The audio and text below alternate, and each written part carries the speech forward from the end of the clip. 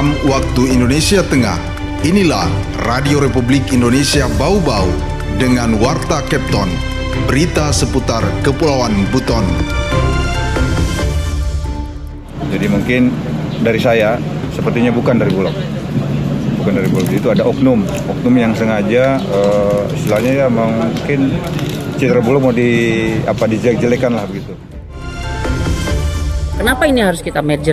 Karena memang ini mereka satu halaman, satu pintu gerbang, satu tiang bendera. Yang kebetulan rombelnya itu sebetulnya bisa kita wujudkan untuk dalam satu sekolah. Selamat pagi, dari Jalan Limbawolio kami sampaikan pokok-pokok berita. Bulog Bau-Bau tanggapi isu beras SPHP kurang takaran. Dinas Pendidikan dan Kebudayaan Kota Bau-Bau akan melakukan penggabungan sejumlah sekolah dasar negeri. Inilah Warta Kepton selengkapnya Sabtu 26 Juli 2025 bersama saya Waode Sabaria.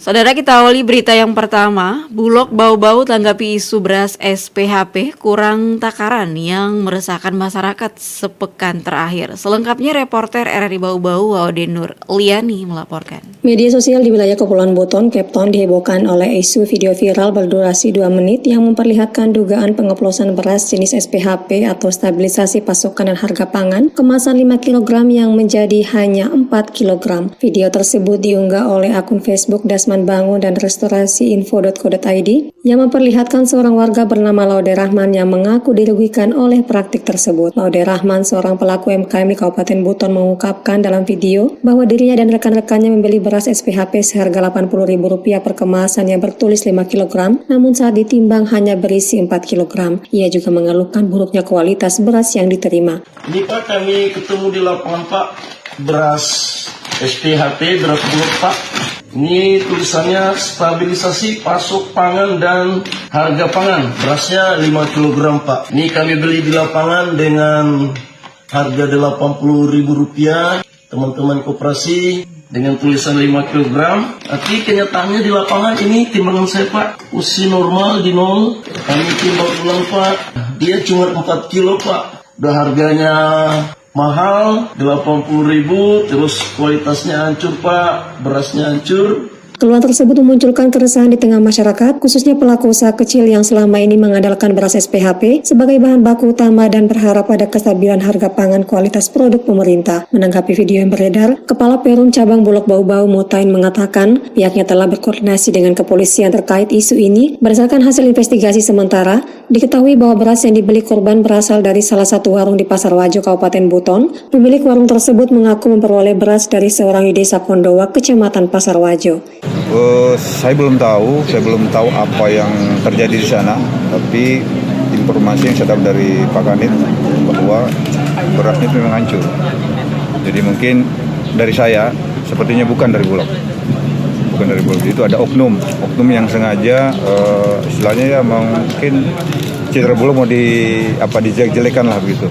Saat ini Polres Buton sedang menelusuri lebih lanjut identitas pemilik nomor rekening yang digunakan dalam transaksi tersebut. Mutain menegaskan pihak Bulog Bau-Bau tidak pernah menyalurkan beras SPHP sejak Maret 2025. Penyaluran SPHP baru dilakukan kembali secara resmi melalui launching pada 23 Juli 2025. Bulog Bau-Bau menilai kejadian ini sebagai upaya dari oknum yang tidak bertanggung jawab untuk mencoreng citra Bulog di mata masyarakat. Mutain memastikan pihaknya akan terus bekerja sama dengan aparat penegak hukum untuk menindaklanjuti kasus ini secara tuntas. Waode Nur Liani, reporter Bau-Bau, melaporkan.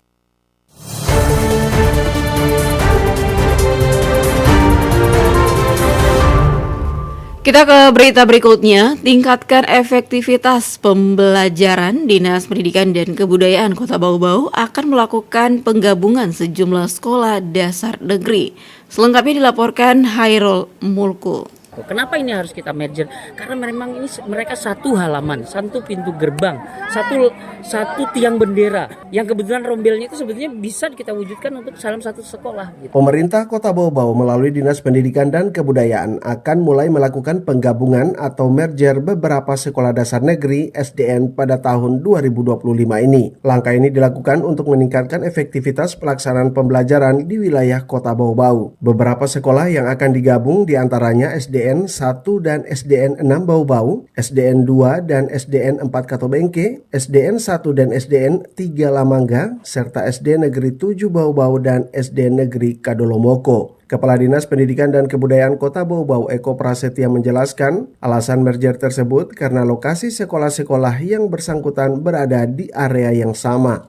Jadi ada sistem di mana efektivitas pelaksanaan pembelajaran dengan kondisi yang ada hari ini ada 4 sekolah. Kenapa ini harus kita merger? Karena memang ini mereka satu halaman, satu pintu gerbang, satu tiang bendera yang kebetulan rombelnya itu sebetulnya bisa kita wujudkan untuk dalam satu sekolah. Gitu. Dengan penggabungan ini, lanjut Eko, manajemen sekolah akan menjadi lebih efisien dan berdampak positif terhadap proses pembelajaran. Ia juga memastikan bahwa penggabungan ini tidak akan menimbulkan masalah bagi guru maupun siswa. Semua akan tetap melanjutkan aktivitas belajar mengajar seperti biasa hanya dalam satu satuan pendidikan. Artinya manajemen yang lebih bagus, manajemen yang lebih baik yang kemudian kita tunaikan supaya pembelajaran ini memang betul-betul kita bisa laksanakan dengan bagus gitu ya. Kan nggak ada masalah, gurunya tinggal gabung, siswanya digabung, selesai. Nggak ada masalah. Eko Prasetya memastikan tahun 2025 ini akan mulai direalisasikan. Kuncinya adalah proses verifikasi dan validasi data sekolah yang akan segera dilaksanakan, sekaligus pembaruan nama-nama sekolah dasar di Kota Bau-Bau. Dari Kota Bau-Bau, Herul Mulku, RRI, terus mengudara untuk Indonesia. Anda sedang mendengarkan Warta Kepton, berita seputar Kepulauan Buton. Masih di Warta Kepton pagi dan kita ke berita lainnya. Jumlah penumpang angkutan udara melalui Bandara Betonbari Kota Bau-Bau mengalami peningkatan signifikan mencapai 10.000 orang per bulan dari sebelumnya hanya 4.000 orang. Selengkapnya, Afriansa melaporkan. Maka kenaikan frekuensi penumpang kita juga bertambah naik menjadi 10.000-an dengan frekuensi penerbangan SAJ setiap hari sekarang. Jumlah penumpang angkutan udara melalui Bandara Betonbari Kota Bau-Bau mengalami peningkatan signifikan sepanjang Januari hingga Juni 2025. Data dari Januari hingga Juni 2025 memperlihatkan lonjakan drastis dari awalnya 4.000 penumpang per bulan kini mencapai 10.000 penumpang. Peningkatan tersebut tidak lepas dari beroperasinya maskapai Super Airjet yang mulai melayani rute Bau-Bau Makassar secara reguler sejak April lalu. Pelaksana Koordinator Teknis Operasional Keamanan dan Pelayanan Darurat Unit Penyelenggara Bandar Udara UPBU Betonbari Bau-Bau Suhardi mengatakan, sejak Januari hingga Maret 2025, rata-rata jumlah penumpang per bulan berkisar di angka 4.000 orang. Saat itu penerbangan hanya dilayani oleh maskapai Wings Air. Namun setelah masuknya Super Airjet yang menggunakan pesawat Airbus 320 pada April dan Mei, jumlah penumpang melonjak menjadi 8.000 orang per bulan. Saat itu frekuensi penerbangan Super Airjet masih 3 kali seminggu. Setelah SAJ melakukan peningkatan flight menjadi setiap hari, maka kenaikan frekuensi penumpang kita juga bertambah naik dari 8.000-an menjadi 10.000-an dengan frekuensi penerbangan SAJ setiap hari sekarang. Suhardi menyebut dampak kehadiran Super Airjet setiap hari ini ternyata sangat luas. Survei Bandara Betonbari menunjukkan adanya perubahan kebiasaan masyarakat dari daerah sekitar seperti Wakatobi, Muna Barat, dan Buton Utara. Jika sebelumnya mereka lebih memilih terbang melalui Bandara Haluoleo Kendari, kini beralih ke Bandara Betonbari. Dan melihat antusias penerbangan yang ada di Betonbari Bau-Bau yang sekarang dari 1 minggu 3 kali naik menjadi setiap hari oleh SAJ ini, akhirnya sekarang penumpang-penumpang yang dari Wakatobi, dari Muna, dari Buton Utara itu, mereka sekarang melalui Bandar Udara Betonbari Bau-Bau. Suhardi mengatakan alasan utama perubahan masyarakat tersebut karena ketersediaan pesawat berukuran besar di Bandara Betuan Bari, kemudahan mencari tiket, dan harga yang terjangkau. Hal ini membuat Bandara Betuan Bari kini menjadi pilihan utama bagi masyarakat.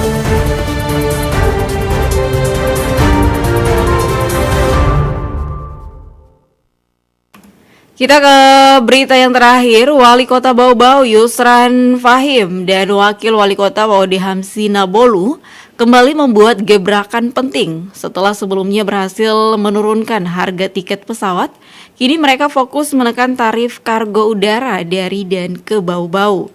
Langkah strategis ini bertujuan membuka lebar peluang ekonomi Kepulauan Buton, mulai dari produk UMKM hingga komoditas perikanan, agar bisa menjangkau pasar nasional bahkan internasional. Kepala Unit Penyelenggara Bandar Udara Betuan Bari Anas Labakara menyebut inisiatif ini merupakan hasil komunikasi antara Pemprov Sulawesi Tenggara dan pemerintah Kota Bau-Bau dengan pihak Line Group.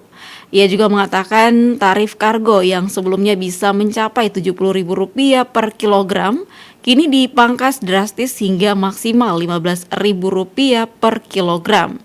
Penurunan ini memberi angin segar khususnya untuk sektor perikanan Buton. Waktu tempuh hanya 3 jam ke Jakarta, memungkinkan ikan-ikan segar tetap segar saat tiba di ibu kota. Anas juga berharap pengiriman barang yang sebelumnya harus berputar lewat Kendari kini bisa langsung dilakukan melalui Bandar Betuan Bari. Hal ini tak hanya efisien tapi juga menguntungkan pelaku usaha lokal. Selain hasil laut, penurunan tarif ini juga berdampak positif bagi UMKM di Kepulauan Buton selama bukan barang berbahaya. Dengan kapasitas kargo mencapai 3 ton, potensi pengiriman secara konsisten sangat terbuka.